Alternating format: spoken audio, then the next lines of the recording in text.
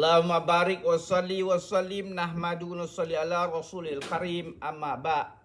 In the chapter of maintenance of kinship, Rasulullah SAW is reported to have said, he who gives equal treatment in response does not really strengthen family bonds, but he is the one who through kind behavior strengthen his ties of kinship with those who sever relations with him. Rasulullah SAW is reported to have said, he who gives equal treatment in response does not really strengthen family bonds, but he is one who through kind behavior strengthen his ties of kinship with those who sever relations with him. Obviously, if you believe that you should treat your relatives just as they have treated you, you have done little for strengthening family bonds. For this principle applies even to strangers. You are morally bound to do good to a person who has done a good turn to you. But if you do good to a kinsman who does not show much concern for you, remains aloof from you, or even severs relation with you, your kind behavior towards him would spring from a regard of the sanctity of family bonds. It is therefore desirable that you should never think of how a kinsman treats you, but think of what you owe him and continue to fulfill your obligations to him, lest you should be called to account on the day of Qiyamah for negligence in observing your duty towards him.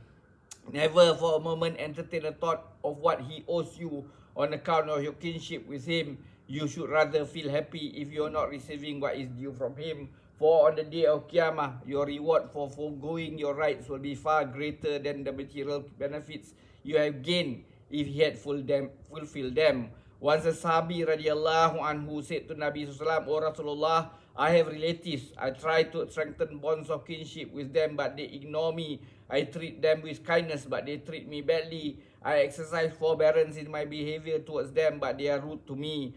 Rasulullah SAW said, if you are treating them as you say, you are throwing dust in their faces, they will be humiliated. And Allah Ta'ala will continue to support you against them as long as you remain steadfast in your behavior. Mishkat. And what harm can come to a person who is continuously supported by Allah Ta'ala in his affairs?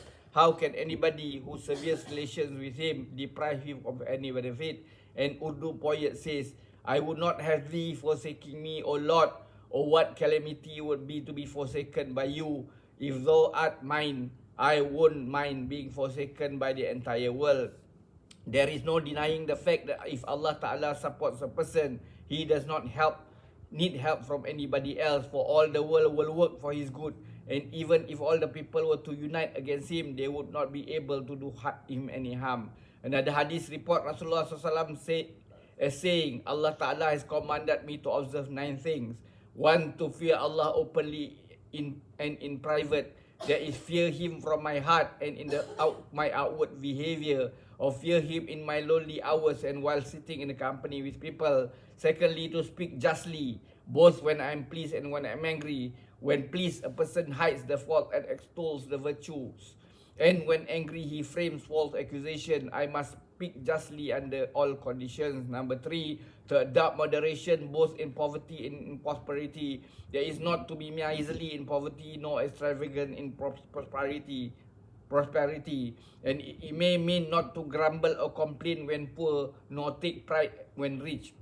Number 4, to strengthen ties of kinship with him who has severed relations with me. Number 5, to show to him who has denied me his favors. Number 6, to forgive him who has wronged me. Number 7, that my silence should be devoted to meditation on the signs of Allah Ta'ala or the circumstances of the Akhirah, etc. Number 8, that my speech should be devoted to glorifying him or explaining his commandments to people. Number 9, that my looking at things should be for taking a lesson. Number 10, that I should enjoy what is good. May Allah give us taufiq to put all this into practice and convey to others. Subhanallahi wa bihamdihi. Subhanakallahumma bihamdika asyhadu an la ilaha illa anta astaghfiruka wa atubu ilaik. Subhana rabbika rabbil izzati amma yasifun wa salamun alal mursalin. Alhamdulillah rabbil alamin. Taqabbalallah.